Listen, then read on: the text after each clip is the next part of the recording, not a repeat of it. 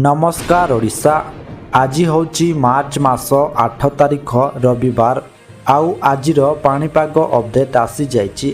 तेबे भिडियोटी आरंभ करने पूर्वर समस्त को गोटे रिक्वेस्ट, आमर चैनल को सब्सक्राइब करने सहित पाखरे आसुतिबा बेल आइकन को ऑन करने को जमारू भूलंतु नहीं। ओडिशा रे घूर्णिबलय सक्रिय, 3 दिन प्रबल वर्षा और कुआपथर माड़ संभावना। उत्तर पश्चिम ओडिशा एवं एहार पार्श्ववर्ती अंचल एक घूर्णिबलय सक्रिय रही। यह सहित उत्तर पश्चिम ओडिशा, उत्तर प्रदेश, छत्तीसगढ़ एवं मध्य प्रदेश मध्य एक निम्न चापरेखा सक्रिय रही, जार प्रभाव में आसंता 3 दिन धरी राज्य में बिजुली घड़घड़ी सहित वर्षा हेबार संभावना रही। किछि जिले में कुआपथर वर्षा सह पवनर बेग घंटा प्रति 30 रु 40 किलोमीटर रहिबो। आसंता 9 तारिख पर्यंत पूर्व उपकूल, आभ्यंतरीण और उत्तर ओडिशा रे वर्षा जारी रहिबो बोली पाणीपाग विभाग पूर्वानुमान करिछि। एनेई भुवनेश्वर आंचलिक पाणीपाग विभाग पक्षरु सतर्क सूचना जारी करा जाइछि।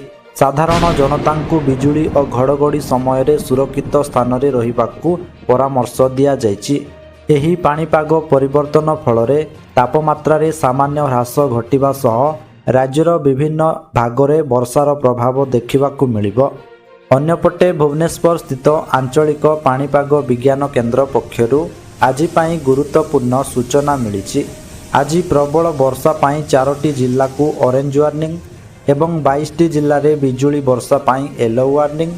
यह सहित 4टी जिल्ला रे पाग सुखिला रहिबो बोली पूर्वानुमान करा जायछि।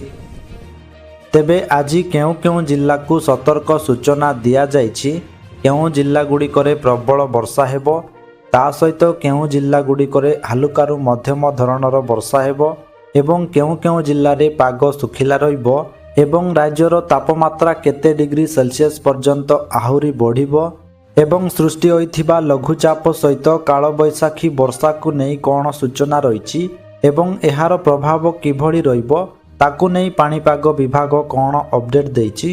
ए नहीं संपूर्ण खबर एवं आपणक जिल्लार तापमात्रा केते रहिबो ताहा जानिबा पाई भिडियोटी को शेष पर्यंत निश्चय देखंतु। ता सहित चैनल रे नुआ करी आसीथिले आम चैनल जी न्यूज अपडेट को एबे ही सब्सक्राइब करी पाखरे आसुतिबा बेल आइकन को ऑन करी रखंतु। एहा द्वारा आपण सबुदिन पाणीपागर सठिक अपडेट सर्वप्रथमे पाई परिबे। तेबे चलंतु डेरी न करी आजिर पाणीपाग अपडेट उपरे नजर पकाई नेबा।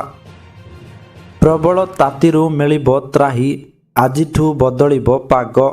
कालबैशाखी वर्षा नहीं पाणीपाग विभागर सतर्कता। राज्य रे जारी रहिथिबा प्रबल ग्रीष्म प्रवाहरु शेषरे आश्वस्ति मिलिबाकु जाउछि। आजिठारु पागर मिजाज बदलिबा सह विभिन्न स्थान रे कालबैशाखी वर्षा हेबा नहीं पाणीपाग विभाग पूर्वानुमान करिछि। उत्तर ओडिशा एवं संलग्न पश्चिम बंग अंचल रे एक घूर्णिबलय सृष्टि होइथिबारु बंगोपसागररु प्रचुर जलीय बाष्प राज्य को प्रवेश करुछि। एहार प्रभाव रे आजिठारु मार्च 9 तारिख पर्यंत राज्यर विभिन्न जिल्ला रे घड़घड़ी बिजुली सह वर्षा हेबार संभावना रही।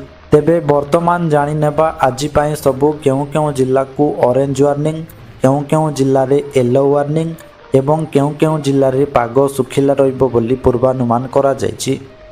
तेबे प्रथमे जानिबा जेउ 4टी जिल्ला को ऑरेंज वार्निंग जारी करा जायछि, उक्त 4टी जिल्ला रे प्रबल वर्षा हेबो, ता सहित बिजुली घड़घड़ी हेबा सहित विभिन्न स्थान रे कुआपथर माड़ हेबार संभावना रही एवं 40 रु 50 किलोमीटर बेगरे झटका पवन बहिबो बोली कहिछि आंचलिक पाणीपाग विज्ञान केन्द्र।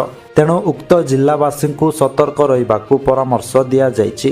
तेबे सेई 4टी जिल्ला गुड़िक हेउछि बालेश्वर, मयूरभंज, केन्दुझर एवं सुंदरगढ़। तेबे एहा परे जानिबा जेउ 22टी जिल्ला रे येलो वार्निंग जारी करा जाइछि, उक्त 22टी जिल्ला रे हालुकारु मध्यम धरणर वर्षा हेबो, ता सहित बिजुली घड़घड़ी हेबा सहित विभिन्न स्थान रे कुआपथर माड़ होई पारे एवं 30 रु 40 किलोमीटर बेगरे झटका पवन बहिबो बोली कहिछि आंचलिक पाणीपाग विज्ञान केन्द्र। तेबे सेई 22टी जिल्ला गुड़िक हेउछि मालकानगिरी, कोरापुट, कलाहांडी, रायगड़ा, गजपति, ଗଞ୍ଜାମ, କନ୍ଧମାଳ, ବୌଦ୍ଧ, ନୟାଗଡ଼, ଖୋର୍ଦ୍ଧା, ପୁରୀ, ଜଗତସିଂହପୁର, କେନ୍ଦ୍ରାପଡ଼ା, କଟକ, ଯାଜପୁର, ଭଦ୍ରକ, ଢେଙ୍କାନାଳ, ଅନୁଗୁଳ, ଦେଓଗଡ଼, ସମ୍ବଲପୁର, ବରଗଡ଼ ଏବଂ ଝାରସୁଗୁଡ଼ା।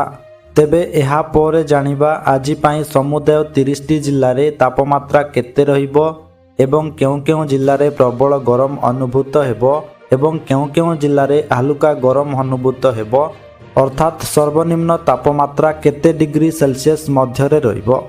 ତେବେ ସେହି 30ଟି ଜିଲ୍ଲା ଗୁଡ଼ିକ ହେଉଛି ମାଲକାନଗିରି ଜିଲ୍ଲା, ଯେଉଁଠି ତାପମାତ୍ରା ରହିବ 33 ଡିଗ୍ରୀ ସେଲସିୟସ୍।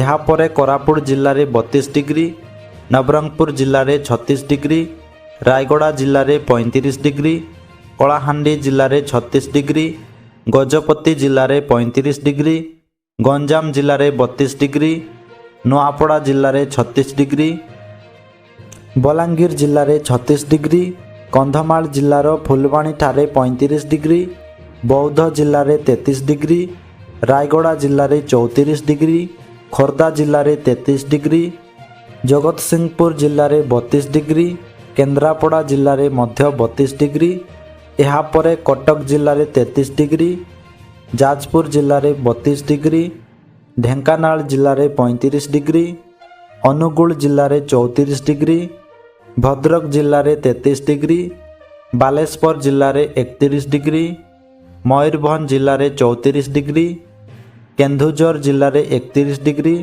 ଏହାପରେ ଦେଓଗଡ଼ ଜିଲ୍ଲାରେ ମଧ୍ୟ 31 ଡିଗ୍ରୀ, ସମ୍ବଲପୁର ଜିଲ୍ଲାରେ 35 ଡିଗ୍ରୀ, ସୋନପୁର ଜିଲ୍ଲାରେ ମଧ୍ୟ 35 ଡିଗ୍ରୀ, ଏହାପରେ ବରଗଡ଼ ଜିଲ୍ଲାରେ 36 ଡିଗ୍ରୀ ଏବଂ ଝାରସୁଗୁଡ଼ା ଜିଲ୍ଲାରେ ମଧ୍ୟ 34 ଡିଗ୍ରୀ, ଏହାପରେ ସୁନ୍ଦରଗଡ଼ ଜିଲ୍ଲାର ରାଉରକେଲାଠାରେ 35 ଡିଗ୍ରୀ ଏବଂ ଏହାପରେ ସୁନ୍ଦରଗଡ଼ ଜିଲ୍ଲାରେ ମଧ୍ୟ 35 ଡିଗ୍ରୀ ସେଲସିୟସ୍ ତାପମାତ୍ରା ରହିବ। ତେବେ ଏହାପରେ ଜାଣିବା ଯେଉଁ 4ଟି ଜିଲ୍ଲାରେ ପାଗ ଶୁଖିଲା ରହିବ ବୋଲି କୁହାଯାଇଛି। ଉକ୍ତ 4ଟି ଜିଲ୍ଲାରେ ପାଗ ମୁଖ୍ୟତଃ ଶୁଖିଲା ରହିବ ଏବଂ କିଛି କିଛି ସ୍ଥାନରେ ପାଗ ମେଘୁଆ ରହିବ।